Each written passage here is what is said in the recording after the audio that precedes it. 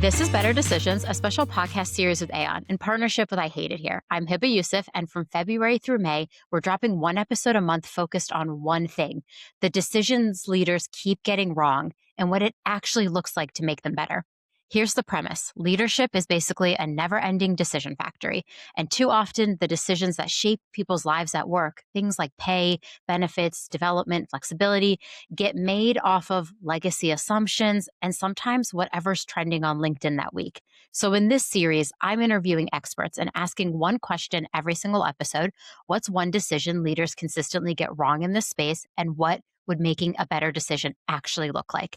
For episode 1, we're talking about retirement innovation and the retirement outlook across generations, because we've got multiple generations in the workplace with wildly different financial realities. And a lot of our benefit strategies haven't really caught up yet.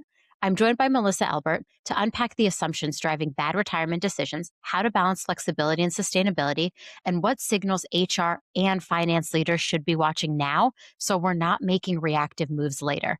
Let's get into this. Decisions we need to stop making on autopilot. Melissa, welcome to the pod. Thanks, Heba. Glad to be here. I can't wait to dig into this topic with you. I care so much about financial wellness and well-being, and to interview somebody who is sitting on so much data and is an expert in the space was so exciting to me. And I know our audience loves this topic. Great. Yeah, I'm pretty passionate about it. So looking forward to the discussion. Have to get in with talking about leaders. How should leaders rethink retirement decisions when they're designing for 4 or 5 generations with wildly different financial realities in the workplace? That's a great question. And I love that you already said with wildly different financial realities, because I think that's really the crux of it. When we talk about generations, we tend to stereotype the challenges. So we think about, boomers are worried about impending retirement. Gen X is the sandwich generation, and they're caring for their parents and putting their kids through college. Millennials are dealing with student loan debt. And then, Gen Z is trying to afford housing. So while there's truth in that, I think of those as kind of the averages, and I think we need to make it more personal. So we actually, we would say, well, boomers can still have student loans. Our survey data shows that 12% of those approaching retirement have student loan debt. So maybe they went back to school, maybe they co-signed loans for their kids they're paying off. So, and you have Gen Z employees who aren't saving for retirement because they can't afford health care. So even within the generations, the spread of realities is really wide. Yeah. And when leaders are approaching this and trying to design for these benefits, I think sometimes we're up against those like outdated assumptions. And then those then end up driving these like really bad decisions that we're making. What are some of those other outdated assumptions that we might have about retirement that we don't even know are driving us making bad decisions? Well, first, I would say I think we should just go to financial well-being. So let's just, rather than thinking about the retirement as a standalone plan, recognize people have diverse needs. Let's build in support for broader financial well-being. And we can come back to that a bit. I think specific to the retirement plan, I think the biggest thing is designing it so that people have to save first. Today, we so often say, we're going to help you with retirement, but only if you help yourself first. So we have this, we've gotten to this place where, the most common type of retirement plan is you put in 6% and then your employer's going to put in 6%. Well, you have this group that can't afford to, buy groceries or pay their rent. That's not very motivating. And we've just kind of accepted that model.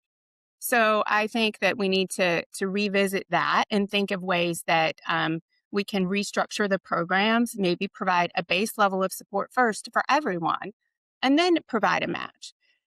We put the match in place to encourage people to save, and it sometimes does a nice job of doing that, but it really does a nice job of doing that for people who can't afford to save or who are already going to save anyway. So lots of thoughts on that we can unpack, but I'll leave it there. I love that idea because you're right. A lot of our programs and every single retirement program I participated in has required me to to opt in so that I can get that match and that benefit.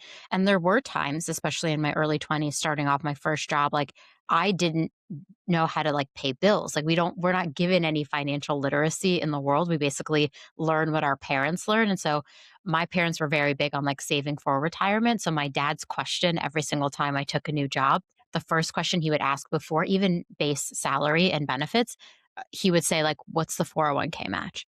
Like make sure you're contributing to the retirement. It was so funny. Like every new job I took, that was his only question. Like he could care less. He just wanted to make sure I was saving for the future, which was evident like when he passed his 401k. Like we were looking at that as a family and I was like, wow, he took his own advice, but he also had great matches and was able to do that. And I think the average reality right now is a lot of people feel like they can't contribute to their future. And Yeah, so sorry, go sorry, ahead. I love We're that both excited. you went there. I know I'm very excited about this because you just opened this door to this other topic that I'm kind of passionate about, is that everybody has different relationships with money, and that is such an important part, and it comes from our parents, our surroundings, a little bit of, it is just neuroscience. Like, so if you think about yourself and your circle, I imagine you just described, someone who is aware, comfortable with finances and paying attention to those things. But I imagine people who make healthy incomes that are spending it. They're buying Mhm, the car and taking the big trip, mhm, and they're not going to be prepared for retirement. And the reality is, those kind of money attitudes, money behaviors are set in place in early childhood by the time we're about age 7. And I think employers need to recognize that. We need to talk about money more, and we need to engage people in a different way so that they can start to understand what their own behaviors to money, what is their inner dialogue about money, and start to get comfortable with why they're making the decisions they are, so that they can start to make changes and better habits. yeah, we talk a lot in HR about like our bias when we're in hiring or our bias when it comes to performance management. But I also think like a big piece that drives how we look at our benefits package is also our bias towards how we view things like money. What was our relationship with money? Were we taught to save? Like I specifically looked for jobs that had good 401k matches because that is what my dad taught me. So I was always asking that question in the interview process. And it's really interesting because at Workweek, we're a Series A startup, which you think like retirement benefits usually come in like a later stage of a company. But my CEO is very passionate about people preparing themselves for the future. So as even a pre-seed startup, we had a 401k match program in place. And a lot of people are like, wow, your benefits aren't like a typical startup. And I always explicitly say, like, my CEO has a stance that, like, we also have a duty to prepare people for the future as best that we possibly can. And those benefits were super important to him to provide. So I had like total alignment with him when I joined because I was like, this is the most important thing to me too. So it worked out great. But I do think there are so many other outdated assumptions we have, and HR leaders and business leaders should really look at themselves and their own assumptions first as they're assessing their benefits plan, because I can tell you a lot about where there's a potential gap. Oh, absolutely. And I love that you have that attitude. If you, delay saving for retirement by even 5 years, it has a significant impact on your retirement outcomes. You could have Yeah. 10% less in retirement because you missed those early years that are so important. So I love that your CEO had that perspective. And, often in startups, and you're talking about younger workers, it's really important to get in there Yeah, soon. you have to explain to them the benefit. I mean, I remember when I entered the workplace, elder millennial, and everyone was like, "Oh, you'll never own a house because you're spending too much money on avocado toast." And I always like just laugh about that now because I think of like what's the avocado toast for Gen Z? Is like because that's what they were saying about millennials. Like, what are we saying about Gen Z? They like, don't want to save for retirement. So it's just something that I think is like funny, but it is supposed to open up your eyes to. We say a lot of these broad generalizations about generations, but we really should look at what is driving these behaviors and how we show up to when we're framing that benefits package. And I do think organizations are really trying to balance that flexibility with sustainability. So, how do you think organizations could balance that? I think the flexibility and sustainability sometimes are at opposite ends. And then they're thinking about what does retirement innovation look like and what's trendy. And I feel like we're playing this never ending game of balance. So, how do you think organizations can do that? So you said trendy, and I would say, well, why does it have to be trendy? It needs to be sustainable. It needs to work. It's okay to feel a little bit boring, right? Yeah. As Yeah. long as it is bringing the outcomes that you need. And so I think that, we can stop kind of chasing this big new shiny thing and step back and think about, okay, what can we do with what we have? How do we make it as easy as possible for people to save, easy to get money in the plan, easy to grow that money, and then easy to spend that money in retirement without constantly worrying about running out, not having enough. And so, I would say that um, a couple things on the getting money in the plan. Yeah. We've seen automation was a huge innovation in the past. Right now, often when you go to work somewhere, then you are automatically enrolled in the plan. You Yep. can opt out if you would like, or you can't afford it, but they're going to put you in there 3, 4, 5, 6%. Maybe the next generation of that is easing the transition for mid-career hires. For example, we don't want somebody who's 35 or 40 to change employers and now they're auto enrolled at 3%. They've been saving 6% before. So we need to hit that up front. I would say the investment piece is another area where we've had the innovation of putting people in these smart default funds that are going to kind of make the decisions for them of how much risk they should be taking based on how old they are. I think what we need to see next is what happens at the finish line for retirement, right? Like instead of just handing them this lump sum, how are we going to say, how do we kind of build ways in to turn that balance into a paycheck in retirement with predictable income. And so that's something Aon's been spending time thinking about, and lots in the industry are, because that's kind of this next big frontier, I think, of how we're spending down our income in retirement. It's going to be important. Yeah, it's so interesting. Retirement just really felt like a gray area for me for so long, like this mythical thing I was contributing to. And I like just sometimes joke, I'm like, well, I guess I'll see that money someday. And the reality is like I will, but there isn't really like that clarity around what does it look like when you actually reach that age and are pulling out your 401k. Like even working with my mother to help her understand how what it means, like you still pay taxes, like what does that look like? And it's been really interesting like navigating that with her and demystifying it for her because I realized like we as average people I don't think know that. And so I love that y'all are thinking about that because it is a big gray area for a lot of people. Okay, I get to retirement, but now what? Is this money actually going to last me to my end of life? How do I do this in a sustainable way? What does that look Right. like? Right. And you just hit on something else too. We're asking people to be an accountant, to be an investment professional, to be a tax advisor, be an actuary. I'm an actuary. I can't do those other things. Are You you? do this. Can you do all of those other things? So how do we get around that and make it feel comfortable and trusted and easy for people? Yeah. And I do think it's interesting because, like, as an HR person, I think our organizations do play a role in helping people figure this out. And I'm thinking of my mom and her feeling like she has no resources. And I'm like, if she was employed or had an employer who from an early age explained to her how all of this worked, maybe she wouldn't have gotten to the end and been like, oh, I don't even know what I'm doing here. And so I think organizations, as we're thinking about how do we like support our employees best for the future, this area of retirement is like a big gray area for so many people. So being able to provide any sort of resources, data, research to your employees directly so they can start getting informed now versus later, I think is just really key to like a forward thinking like benefits package as well. Absolutely. Yeah. What signals should HR and finance leaders be looking to now to make smarter long term retirement decisions instead Mm, of reactive ones later? This whole series is right. about making better decisions, right? I'm like, Exactly. and it's kind of hard to make some of these decisions sometimes, honestly. Like you said, I'm not an actuary. Like I'm looking at our 401k and our retirement plan, and I'm doing the best that I can with my finance leader to demystify it for both of us. But what are some signals you think we should be looking to now so that we can actually make better decisions? Yeah, that absolutely.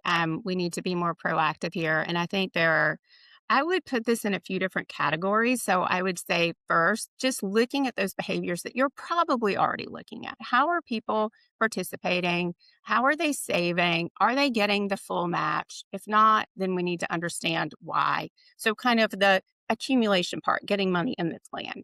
And then I would say, how is money coming out of the plan?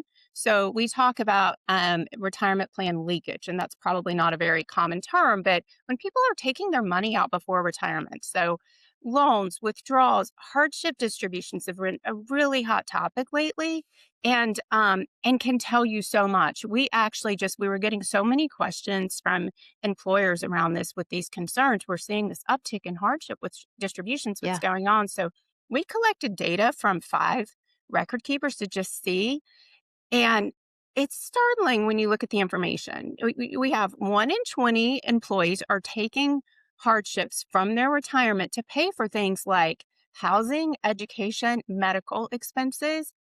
$2 billion just for these five record keepers. $2 billion came out in 2024 to pay for medical expenses. So that's a problem, right? Like what do we do about that? We need to look at the health plan along with this and how we're kind of helping people across, their overall well-being. So anyway, so that's one. Again, I tend to get passionate about that one. I would say one more category would be retirement patterns, because that's really important for the business as well as the individual, right? So if you have people who aren't retiring because they can't afford to retire, that's going to be a problem. Creates workforce management issues. You're in HR, I'm sure you get that. And then you also have people who have the money but emotionally aren't ready for retirement. So they're kind of stuck because they're not ready to take that leap of, what does this next phase of my life look for? I'm not sure, if I'm ready. And so there's more the employer can do to support around all of those angles as well. The first part about the healthcare thing just had me shocked because I think sometimes we think of benefits in such a silo. Like we think of retirement, we think of healthcare, we think, and we put them in these boxes, but they are so interconnected. The fact that people are taking out Absolutely. hardship loans to pay for medical expenses, like that's an area, like then go look at your healthcare and say, okay, what's the usage? Like, are there Yes. things we can do on this side? It's all so connected. But I think sometimes we forget that when we're looking at trying to make decisions. Often the decisions are being made in a silo, and we really need to bring it all together. And there's so much data out there, and it's getting easier and easier to look for patterns in the data, examine those trends, and gain insights to help you design, other parts of your program so that you can meet these diverse needs.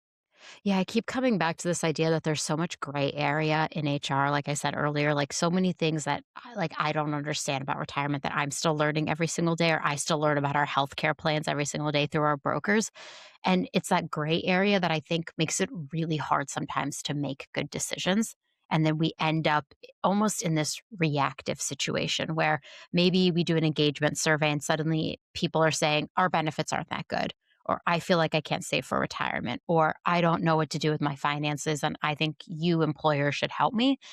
And so I love this idea of like that there's data out there that we should really look at all the pieces instead of just one thing in a silo because it is so connected. And stop being afraid of it being expensive, because we get that a lot too. Well, we want to provide a better retirement benefit. I'm working with an employer now. They want to provide a better retirement benefit, and it can be expensive. And so what they're doing instead is propping up all of those pieces that sit around it, and helping with emergency savings, revisiting some of the healthcare issues, looking at debt counseling. And so there's more you can do to support the individual so that they can then in turn save more for their own retirement as well. Yeah, financial well-being, we started the episode and talked about this. Financial well-being is such a passion point for me because I mean, I had my dad who was like a 401k saver, like save your 401k. And like my mom who budgeted for a family of four with like one working parent and was like very cautious about how we spent our money. But like you get into the real world and there's so many other things that maybe you're not necessarily taught, like how to use a credit card when you're paying your statement balance, like how do you contribute to your student loans without in a reasonable way, or right now I feel like a lot of people aren't contributing to their student loans, and we're seeing the news article about they were going to garish wages and they decided not to, so there's a whole thing there too. But there's so much financial well-being that's like missing as we navigate the world growing up. Like they don't teach you a class on that. And so I think a lot of people get to the workplace and they have such a like a baseline understanding of their benefits that they don't ever really go any deeper into like how the benefits are actually helping them.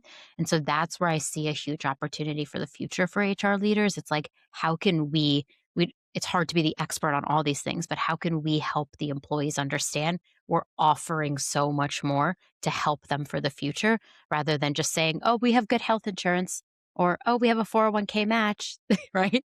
How Right. often do we get somewhere where like that's the case? Or like, oh, we have a 401k match. I'm like, great, but what about everything else? Like, how does it work Right. with all my other benefits?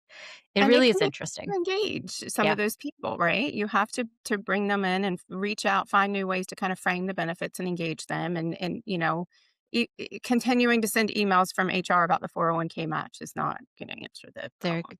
I don't even think half our employees know who our 401k match provider is. I always have to remind them. Like it's human interest. On the note of finance leaders, I asked like signals that HR and finance should look to. What role do you think HR should be playing with finance when we are assessing these benefits? Because I feel like if there's a cost, sometimes finance is involved, sometimes finance doesn't have the full picture. HR feels like it has more of the picture, but less of the financial acumen. How do you recommend that HR and finance could actually work better together to really understand making those long term decisions?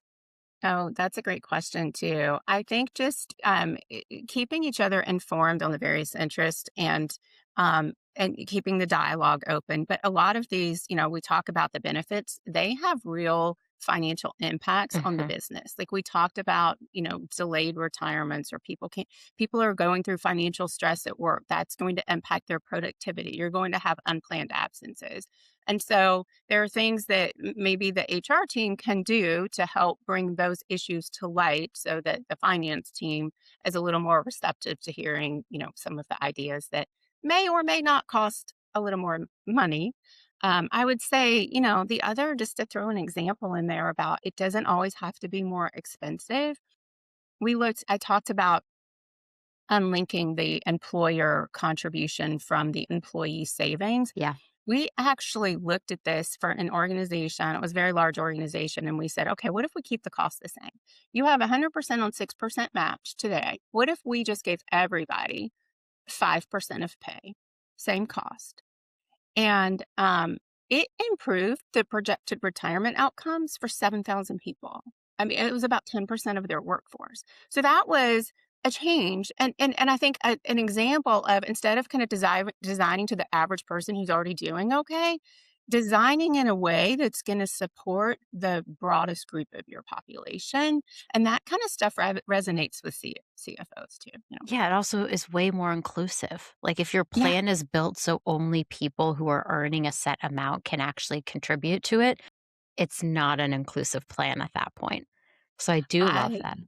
I love to ask, especially HR leaders, have you ever looked at the percent of pay you are spending on retirement by different pay cuts by demographics? Because if you have this big match, that's fantastic. But if all of your low pay earners aren't getting it, then you've just skewed all of your benefits to your higher paid workers. Yep. Oh, I love that point. I feel like we forget about that sometimes. Like then you have to get into the details and really look at who's contributing. And we review our plan like at least once a year. I look through because one of the signals I think that somebody is potentially disengaged or looking to leave the org is they change, or potentially they're struggling, is they change their 401k contribution. Mm. Like they've Hmm. historically been contributing, and then all of a sudden they've decided it's zero now. And that to me, like, is one of the signals. I don't look every month, but I look like at least probably maybe every quarter actually, just to see if we've had anyone change in their contributions, because that to me is like a red flag in the sense that somebody could be struggling. And that means like, what can we do? Like, what are we going to try to get ahead of? Maybe they'll leave because they'll find a company that has better benefits and higher pay and they'd rather do that. But what if they're a top performer and we really want to retain them? Yeah. Yeah. And if they're dealing with some short term financial challenges, it doesn't mean it's for the long run, but what can you do to kind of help them smooth out that pattern a little bit so that until they're and support them until they're back to fully engaging? Yeah, it's such Yeah. an interesting flag. Like even my CEO sees it too, and the contributions and change, and he's always like, "I'm worried about this person," and I'm like, "Okay, that's great. Like, let me tell you all the things we're doing to make sure that we can support our employees." But it is quite interesting. My through line question in this series about making better decisions is all about what it would look like to make a better decision. So, what's one retirement related decision companies keep getting wrong, and what would a better decision look like? So I That's a big might one. circle back a little bit Yeah, yeah, yeah. to repeat some of what we've Maybe we talked got it. about, but I would say designing for the average person is a big one, right? Nobody is average. That's one thing we can say. And so, really, you need to be thinking about the whole person and designing a program around the whole person that includes retirement, financial well-being, really total reward strategy. So that could be, unlinking the employer contribution from the savings, as we talked about. You can use data. I think I love that you're looking at the data routinely. That's so important to review the data and question the why and keep going. Don't just say, "Oh, we have 86% participation. That's fantastic." And well, why are 14% not participating? What's wrong? What are they challenged with?